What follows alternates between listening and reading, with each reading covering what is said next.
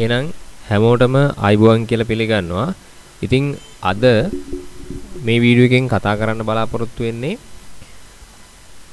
graphic design පාඨමාලාවේ පාඨමාලා අන්තර්ගතයේ A to Z පැහැදිලි කරන්න තමයි උත්සාහ කරන්නේ. ඉතින් බලමු මොනවාද පාඨමාලාවේදී උගන්වන්න බලාපොරොත්තු වෙන්නේ කියන එක පොඩ්ඩක් මම විස්තර කරන්නම්. ඉතින් චුට්ටක් අහගෙන ඉන්න.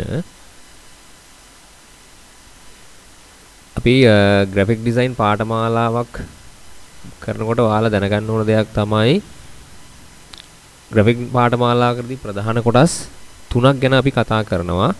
එකක් තමයි මූලික සංකල්ප සහ න්‍යායන් කියන එක. ඒ කියන්නේ theory සහ principles අනිවාර්යයෙන්ම දැනගන්න ඕන. අපි graphic design නිර්මාණකරණය කරනකොට අනිවාර්යයෙන්ම theory සහ principles ගැන ඉගෙන ගන්න ඕන. ඊළඟ තමයි නිර්මාණ මෙවලම්. කියන්නේ softwares tools. නිර්මාණ මෙවලම් කියලා කියන්නේ softwares tools. අපි නිර්මාණය කරන්න භාවිතා කරන්නේ මෘදුකාංග ගැන ඉගෙන ගන්න ඕන. ඊළඟ එක තමයි practical applications. ඒ කියන්නේ අපි එක එක designs නැත්නම් නිර්මාණ කරන්න ඕන. නිර්මාණ කරනකොට තමයි අපිට ඒ නිර්මාණවල expert එක ඇති වෙන්නේ. ඒ කියන්නේ ප්‍රවීණත්වය ඇති වෙන්නේ අපි designs කරන්න. හරි.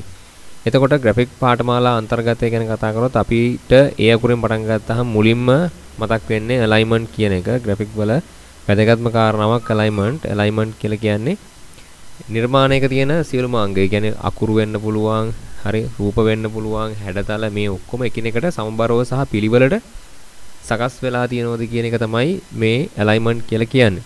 එක්කෝ උදාහරණයක් විදියට එක්කෝ left align, එහෙම නැත්නම් right align, එහෙම නැත්නම් center align. මෙන්න මේ විදිහට align වෙලා තියෙනවද කියන එක තමයි මේ alignment කියලා කියන්නේ. ඊළඟට branding සහ business. ඒ කියන්නේ වෙළඳ නාමකරණය සහ ව්‍යාපාර කියන මාතෘකාව අපිට ගොඩක් වැදගත් වෙනවා ඩිසයින් කරගෙන යද්දී. මොකද branding කියන එක වැදගත් දෙයක්. මොකද business එකක් පටන් ගද්දී අනිවාර්යෙන් branding කියන දේ අපිට ඕන වෙනවා. brand එකක් කියලා කියන්නේ මොකද්ද? logo එකක් නිර්මාණය කරන්නේ කොහොමද? ඒ වගේම වර්ණ palette, එහෙම නැත්නම් color palettes සහ අකුරු typography හරහා වෙළඳ නාමයක කොහොමද visual identity එක ගොඩනගා ගන්න කියන එක මේ පාඨමාලාවේදී කතා කරනවා. ඒ වගේම අපි හැම වෙලාවෙම එතකොට වැඩ කරන්න බලාපොරොත්තු වෙන්නේ කවුරු හරි අපි හැම වෙලාවෙම දැන් මේ ඩිසයින්ස් කරන්නේ කවුරු හරි වෙන කෙනෙක් පුද්ගලයෙකුට. එහෙම නැත්නම් අපි ලබා දෙන්නේ සර්විස් එකක්, සේවාවක් නේ ලබා දෙන්නේ. මේ ලබා දෙන සේවාව අපි ලබා දෙන කෙනාට අපි කියනවා අපි clients කියලා. අපෙන් ලබා ගන්න එන කෙනාට අපි කියනවා clients කියලා. එතකොට client එක කොහොමද අපි හරියට ගනුදෙනු කරන්නේ කියන දේත් අපි අනිවාර්යයෙන්ම වැඩ කරන හැටි, clients ලා අඳුර ගන්න හැටි, clients ලා කොහොමද කතා කරන්නේ client එක්ක. ඉතින් මේ වගේ දේවලුත් පිට වැදගත් වෙනවා. client කෙනෙක් කොහොමද හොයාගන්නේ? මුලින්ම client කෙනෙක් හොයාගෙන ඉන්න බෑ. ඒතර client කෙනෙක් කොහොමද හොයාගන්නේ නේද? clients එක්ක වචන කොහොමද සම්බන්ධ වෙන්නේ? contact කරගන්නේ කොහොමද client එක කතා කරන්නේ කොහොමද වගේ දේවල් අපි ඉගෙන ගන්න ඕන. ඊළඟට color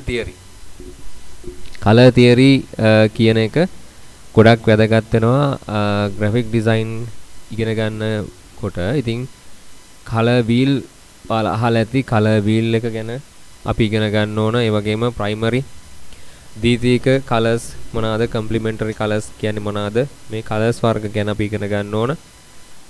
ඉතින් ඊට අමතරව CMYK colors කියන්නේ මොනවාද, RGB colors කියන්නේ මොනවාද, මේ වර්ණ කොහොමද භාවිතා කරන්නේ කොහොමද, ඒ වගේම මිනිස්සුන්ගේ හැඟීම් එන විදිහට කොහොමද color psychology use කරන්නේ, colors use කරන්නේ කොහොමද කියන එක කතා කරනවා. අපි කියනවා color psychology කියලා.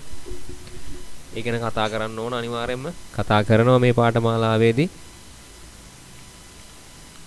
ඒ වගේම D design principles, නිර්මාණ මූලධර්ම කියලා අපි කියනවා. ඉතින් නිර්මාණ මූලධර්ම කිව්වහම balance, emphasize, ඒ වගේම contrast, repetition, rhythm වගේ මූලධර්ම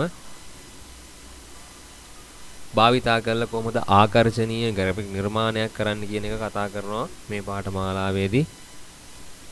ඒ වගේම ඔයාලා දන්නවා ඇති ඩිසයින් එක DPI කියලා එකක් තියෙනවා. ඒ කියන්නේ dot per inch කියන එක. එහෙම නැත්නම් resolution කියන එක. DPI සහ resolution කියන දේ පිළිබඳව හඳුනා ගන්න ඕන.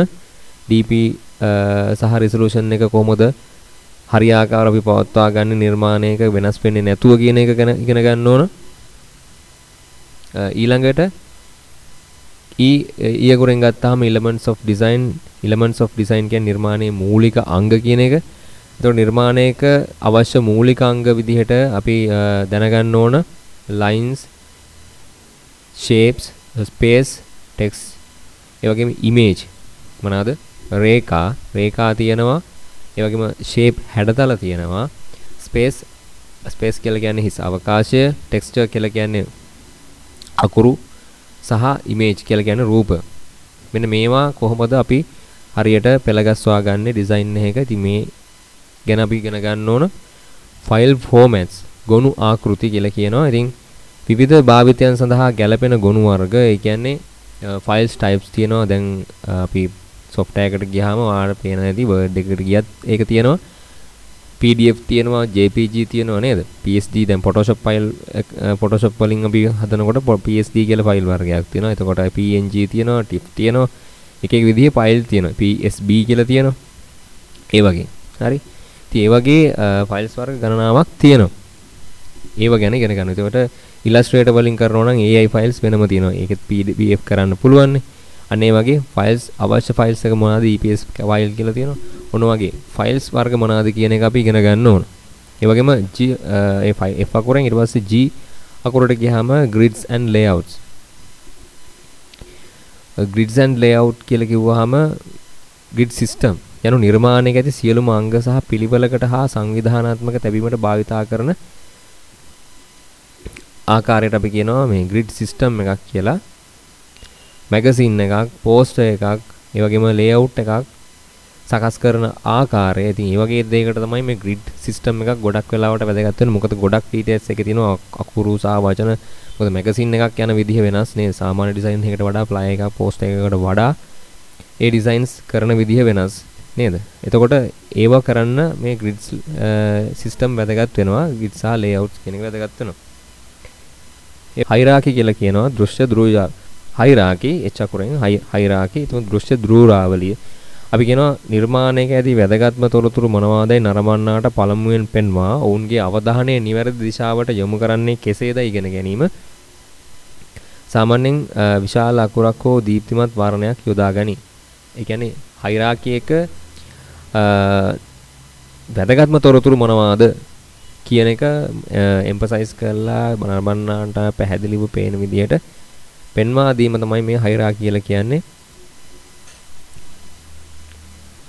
ඊළඟට illustration පින්තූර හෝ චිත්‍ර නිර්මාණ කිරීමේ කලාව. Adobe Illustrator තමයි ඒකට පාවිච්චි කරන්නේ. vector graphics මෘදුකාංග භාවිතයෙන් නිදර්ශන නිර්මාණය කිරීම. ඒ වගේම graphic නිර්මාණකරණයේදී අපිට විශේෂ වචන භාවිතා කරන්න සිද්ධ වෙනවා. උදාහරණ විදියට kerning, leadings, bleed, mock-up වගේ වචන ඔයාලා අහලා ඇති සමහර විට අහලා නැතුවත් ඇති. ඉතින් ඒවා ඉස්සරහට ඉගෙන ගන්න මොනවද ඒ කියලා. ඒ වගේම negative space ඊට පස්සේ output and prepress නිෂ්පාදනයට සූදානම් කිරීම.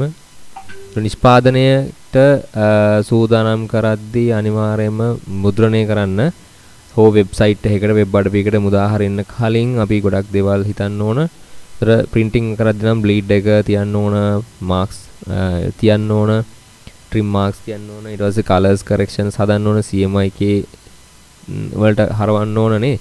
ඒ වගේ දේවල් තියෙනවා.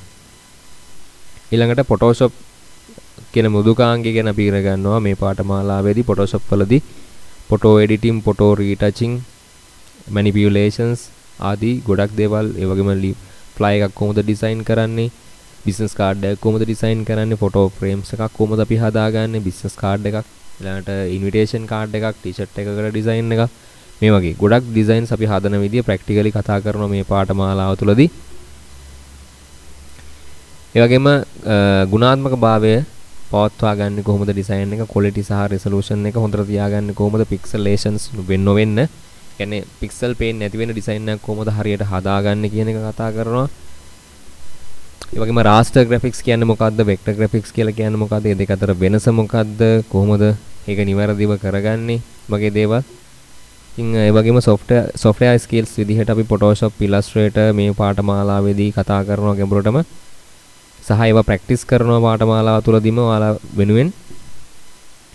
ඊට අමතරව Photoshop Illustrator වලට අමතරව තව තියෙනවා මෘදුකාංග මේ වෙද්දී Canva Figma වගේ මෘදුකාංග. ඒව ගැනත් අපි කතා කරනවා මේ පාඨමාලාවේදී. ඒ වගේම කොහොමද අක්ෂර වින්‍යාසය භාවිතා කරන්නේ කියනවා typography කියලා. typography භාවිතා කරලා කොහොමද අපි ඩිසයින් එකක් හරියට ඩිසයින් එක හරියට typography use කරන්නේ කොහොමද? font එක කොහොමද select කරගන්නේ?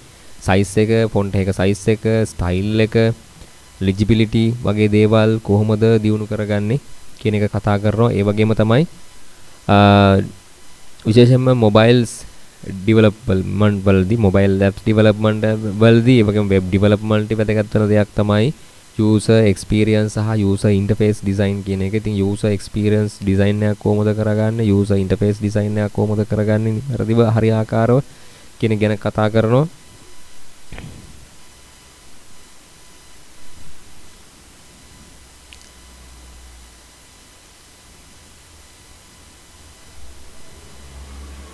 ඒ වගේම කොහොමද creative thinking එක develop කරගන්නේ වාගේ designs වලට අදාළව creatively think කරන්න අවශ්‍ය කොහොමද practice එක අපි ගන්නෙ ඒ පිළිබඳව කතා කරනවා. ඉතින් මේ පාඨමාලාවේදී මම මේ කියන හැම කාරණාවක් උසස්ම තත්ත්වයෙන් ඔයාලට දෙන්න මේ කියනකට වඩා වැඩිපුර දැනුමක් ඔයාලට දෙන්න මම උත්සාහ කරනවා. ඉතින් මේ පාඨමාලාව සරලව තමයි මේ විස්තර ටික මම සඳහන් කළේ. ඉතින් ඔයාලට මේ පාඨමාලාවේ පළවෙනි සතිය ඔයාලා නොමිලේ සම්බන්ධ වෙලා විස්තර ලබා ගැනීමේ හැකියාව තියෙනවා. ඉතින් පාඨමාලාව විස්තර කරන විදිහ පාඨමාලා මෙහෙන විදිය ඔයාලට ඉතින් අවබෝධ කරගන්න පුළුවන්. ඉතින් මම මේ විස්තර ටික තමයි ඔයාලට දැනුවත් කරන්න උත්සාහ කරන්නේ මේ පාඨමාලාව ගැන. ඉතින් තව මොන හරි දෙයක් දැනගන්න තියෙනවා නම් ඔයාලට පුළුවන් වැඩිපුර විස්තර මට කෝල් එකක් දෙන්න. එහෙම නැත්නම් ඊමේල් එකක් එවන්න. එහෙම නැත්නම් WhatsApp message එකක් තියන්න. වැඩිදුර විස්තර ඕන කෙනෙක්ට ඉතින් ඒ පිළිබඳව ඔයාලා ඕනම අවස්ථාවක දැනුවත් කරන්න සූදානමින් ඉන්නවා. ඉතින් එහෙනම් මේ පාඨමාලාවට සම්බන්ධ වෙන්න කැමති අය ඉන්නවා නම් අනිවාර්යයෙන්ම මට මේ පිළිබඳව දැනීමක් කරන්න. එහෙම නැත්නම් WhatsApp එකේ මැසේජ් එකක් දාන්න පුළුවන්. හරි එහෙනම් කොහොමද? ඉතින් ඒ වගේම තමයි මතක් කරන්න ඕන දැන් මේ පාඨමාලාව කරාට පස්සේ පාඨමාලාව කරලා මොකද කරන්නේ? ඒකත් අනිවාර්යයෙන්ම කියන්න ඕනේ. ඉතින් පාඨමාලාව කරාට පස්සේ ඔයාලට පුළුවන් ජොබ් එකකට ඇප්ලයි කරන්න. ඒ වගේම තනියෙන් ඔයාලට ෆ්‍රීලාන්ස් ඩිසයින් කරන්න පුළුවන්. ඒ වගේම සෝෂල් මීඩියා හරහා ඔයාලට ඩිසයිනර් කෙනෙක් විදිහට වැඩ කරන්න පුළුවන්. ඉතින් මුලින්ම ඔයා කෝකටත් එක්ස්පර්ට් කෙනෙක් වෙන්න ඕන මේ ඩිසයින් ගැන. ඔයාට ඒ කියන්නේ ඔයාට පෝර්ට්ෆෝලියෝ එකක් තියෙන්න ඕන. ඉතින් මේ පෝර්ට්ෆෝලියෝ එක හදාගන්න මේ පාඨමාලාව උදව් වෙනවා. පෝර්ට්ෆෝලියෝ එක හැදිලා ඉවර වෙනවා. පාඨමාලාව අවසන් වෙද්දී ඒ කරන ඩිසයින්ස් ටික ඔයාලට පෝර්ට්ෆෝලියෝ එකේ දාගැනීමේ හැකියාව තියෙනවා. පෝර්ට්ෆෝලියෝ එකක් නිර්මාණය කරන හැටි පවා මේ පාඨමාලාවේදී කියලා දෙනවා. ඉතින් මේ පෝර්ට්ෆෝලියෝ එක භාවිතා කරලා වැඩ ලබා ගන්න පුළුවන් මේ පාඨමාලාව අවසන් වෙද්දී. මම හිතනවා ඔයාලට මොන හරි ගොඩක් ප්‍රශ්න වලට උත්තර මේ වීඩියෝ එකෙන් හම්බෙන්න ඇති කියලා. ඊට අමතරව තව මොන හරි ගැටලු තියෙනවා නම් අනිවාර්යයෙන්ම මැසේජ් එකක් කමෙන්ට් එකක් දාන්න. එහෙම නැත්නම් WhatsApp එකට මැසේජ් එකක් කෙලින්ම දාන්න. හරි එහෙනම් අදට ගිහිල්ලා නම් මම එහෙනම් අද මේ වීඩියෝ එක නවත්තනවා. එහෙනම් හැමෝටම ජය වේවා. මම කල්හාර මොළමුරේ.